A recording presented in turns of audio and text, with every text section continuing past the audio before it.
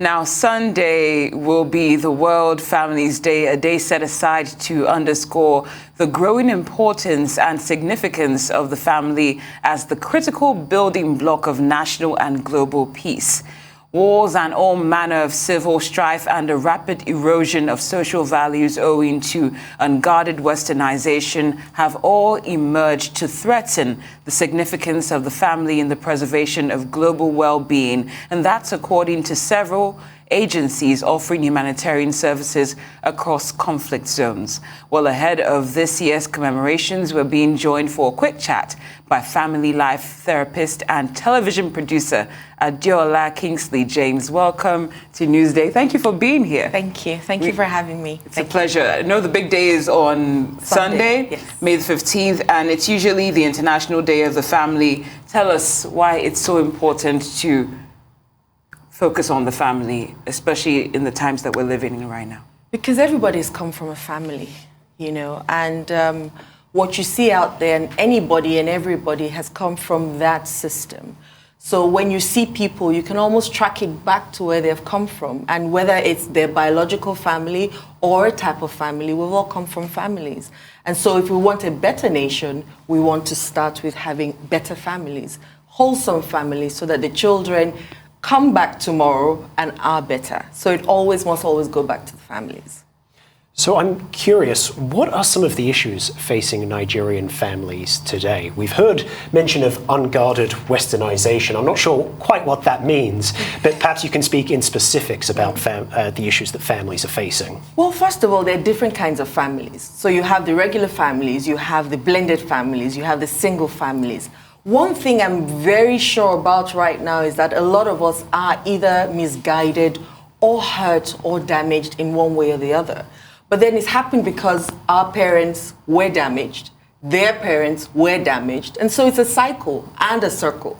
So it keeps going round and round, and you can't do more than the system that has created you. Right? So sometimes, yes, you have the outliers who then come out and do something different because they said, I'm not going to go back to or do the same thing my father did. But there are not that many. And if you don't know, you don't know. So it's very important that we go back to that place and say, okay, what are the results of the people we're seeing right now? We're seeing so much chaos. We're seeing so many confused people. We're seeing so many depressed people, anxious people, people who want to kill themselves.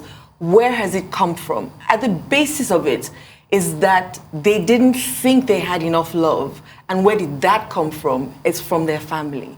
So they're looking for something at 72 years old that they didn't get when they were 2 years old.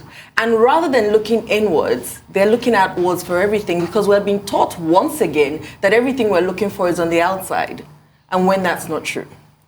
Now, it's usually been said that Nigeria has a leadership problem. So what role do you think families play, in producing either good leadership or bad leadership, for example, in Nigeria? Every leader has come from a family.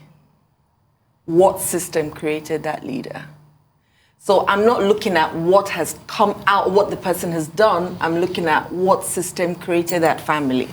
I remember a couple of years ago, I produced a show, Kids Say the Darnest Things. And there were kids between maybe 7 and 11. And if I interviewed 100 kids, 80 of them wanted to be politicians. Why? Because they wanted to eat out of the national cake. Where did they hear that from? Their parents. Because they didn't bring it from heaven. So where did that come from? It came from their parents. So now imagine those kids 20 years from now, 30 years from now, 40 years from now in leadership. What are they going to be producing? Your guess is as good as mine. Well, I'd like to know what you'll be producing at the end of this conference.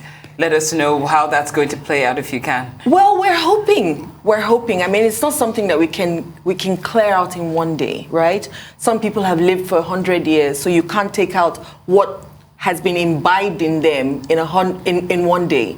So what we want to do is at least start the conversations. Ask government, come with us.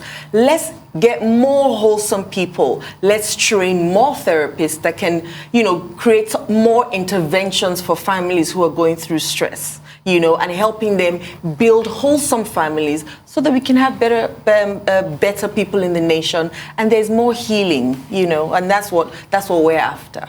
So in the global calendar, there are no shortage of special days. You've got boys' days, girls' days, family days, the environment, the list goes on. Yes.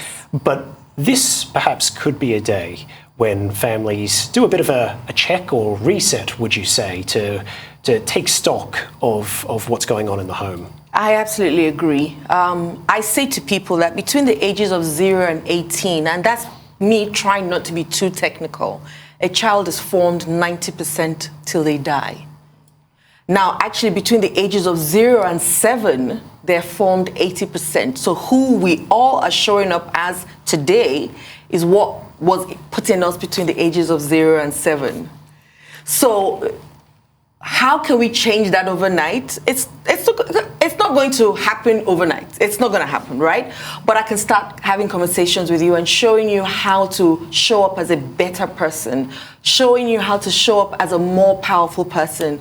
Coincidentally, I also am a hypnotherapist, and I use that to help people through therapy heal their childhood wounds, right?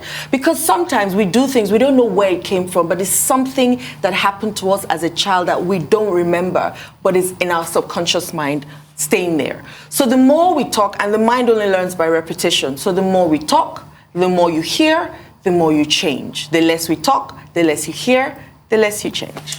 Well, I'd like to know some of the challenges that you face in your work, because you talked about hypnotherapy, and I know that there's some that will be skeptical about that, probably for religious purposes, and all that. So can you tell us a bit more I about was that? skeptical in the beginning. I used to think it was I used to think meditation was demonic, but now I can't go a day without it.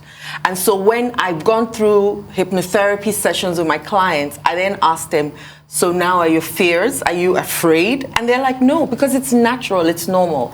The only difference is that I'm able to tap into your subconscious mind that you consciously can't. And I'm able to go back to that place where the root and the cause and the reason of why you're turning up the way you're turning up today, and change it around.